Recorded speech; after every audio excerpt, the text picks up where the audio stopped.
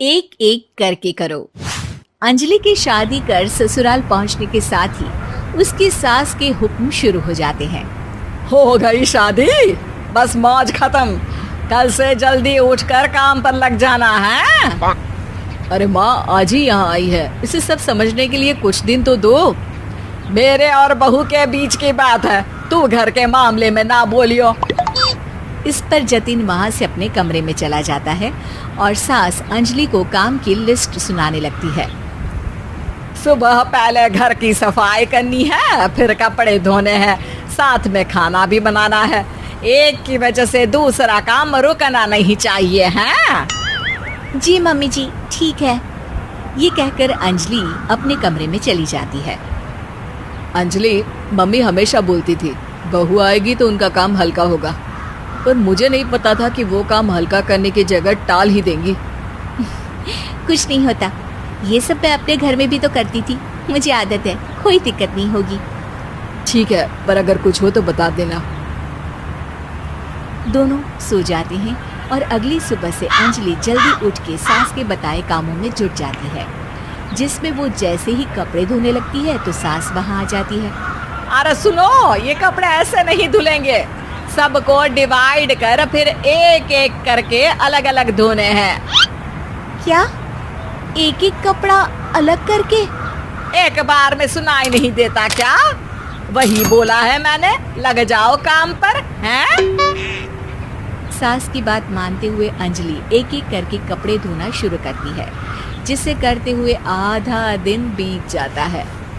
अरे रे, सुबह से कब दोपहर हो गई पता ही नहीं चला, अभी तो खाना भी बनाना है। अंजलि भागते हुए रसोई में जाती है, जहां उसकी सास पहले से ही उसे खड़ी मिलती है। खाना बना लेना, देखो पहले पकोड़े तल दो और एक एक पकोड़े अलग अलग तलना, नहीं तो कोई कच्चा कोई पक्का रह जाता है। सास की हर बात में एक एक की कहानी अंजलि के समझ में नहीं आती, लेकिन फिर भी वो बिना कुछ बोले काम करती रहती है। अगली सुबह फिर वही शुरू होता है और सास एक बार फिर खाने के समय रसोई में आती है। आज क्या बन रहा है हैं? वो जतिन ने भिंडी की सब्जी, रोटी और धनिए की चटनी बोली है, इसलिए वही बना रही हूँ। अरे वाह जी वाह, बढ़िया है। पर भिंडी एक एक करके धोना, फिर टोवेल से पोंछकर एक एक करके ही काटना, साथ ही धनिए की पत्ती भी एक एक करके ही धोना। अरे पर मम्मी जी। अरे क्या पर, सफाई का ध्यान रखना आता भी है या नहीं है? मैं ये सब सबकी हेल्थ के लिए ही तो कर रही हूँ ना, और तुम अर पर करती रहती हो हैं? सास की बातें सुन अंजलि हैरान रह जाती है। मैं तो सिर्फ सोचती थी कि जानबूझकर मेरा काम बढ़ाने के लिए ये सब करती हैं, पर ये तो काम बढ़ाने के साथ परेशान भी करना चाहती हैं। मैंने इनकी कौन सी बहस खोल दी जो इतनी दुश्मनी निकाल रही हैं? अब क्या करूं? अब अंजलि सास की बातों और हरकतों के बीच फंस जाती है। काम के लिए मना भी नहीं कर सकती, नहीं तो जाने कौन सा ड्रामा खड़ा कर दे। पर अंजलि, तुझे कुछ तो करना पड़ेगा। इतनी देर में जतिन भी वहां आ जाता है। अरे कौन ड्रामा खड़ा कर रहा है और क्या करना पड़ेगा? जतिन की बात सुन अंजलि सोच में पड़ जाती है। इन्हें सच बताऊं या नहीं? पर अगर ये गुस्सा हो गए तो? वैसे भी अपनी माँ से बहुत प्यार करते हैं, फिर उनके खिलाफ कुछ सुन कैसे लेंगे? अंजलि ये सब सोच ही रही होती है कि जतिन फिर बोलता है। अरे क्या हुआ, कहाँ खो गई? अरे नहीं नहीं कुछ नहीं, वो मैं टीवी सीरियल के बारे में सोच रही थी। यहाँ और कौन ड्रामा करेगा? अरे तुम भी ना, चलो मैं चलता हूँ। इसके बाद कुछ दिनों तक अंजलि सास को सबक सिखाने के लिए अलग अलग प्लान सोचती रहती है, पर उसे सास के एक एक करके काम करवाने की आदत बंद करने का कोई तोड़ नहीं मिलता। अगर ऐसे ही चलता रहा तो कहीं मैं एक दिन अपने सिर के बालों को भी एक एक करके सुलझना ना शुरू कर दूं।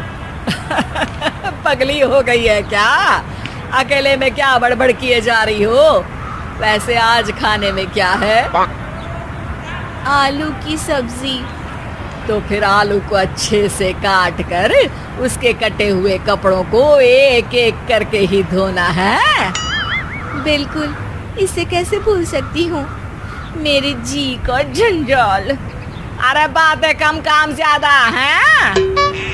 अंजलि एक बार फिर सास के कहे अनुसार काम करने लग जाती है, जिसमें सब्जी बनाते हुए उसके दिमाग में एक आइडिया आता है और वो सास को आवाज लगाती है, मम्मी जी सुनिए जरा इधर तो आना। अंजलि की आवाज सुन सास रसोई में आती है। अरे क्या हुआ, क्यों गला फाड़ कर चिल्ला रही हो? कुछ नहीं, वो सुबह कपड़े धोने की जल्दी में नहाई नहीं थी और अब शाम की पूजा भी करनी है, तो आप जरा सब्जी देख लीजिए ना, तब तक मैं नहा कर आती हूँ। अंजलि सास को रसोई में छोड़कर नहाने चली जाती है। इसी तरह देखते देखते 4 घंटे बीत जाते हैं, लेकिन अंजलि बाथरूम से बाहर ही नहीं निकलती, जिसे देख सास उसे आवाज लगाती है। अरे बाथरूम में ही समाधि लगा ली क्या? यहाँ सब्जी बनकर ठंडी भी हो गई और अभी तक तेरा नहाना खत्म नहीं हुआ। मम्मी जी जैसे आप कहती हैं ना, मैं वैसे ही एक एक करके अपने बाल शैम्पू कर रही हूँ, तो अभी 3 घंटे और लगेंगे। तब तक काम और जतिन को खाना सर्व करना आप संभाल लेना।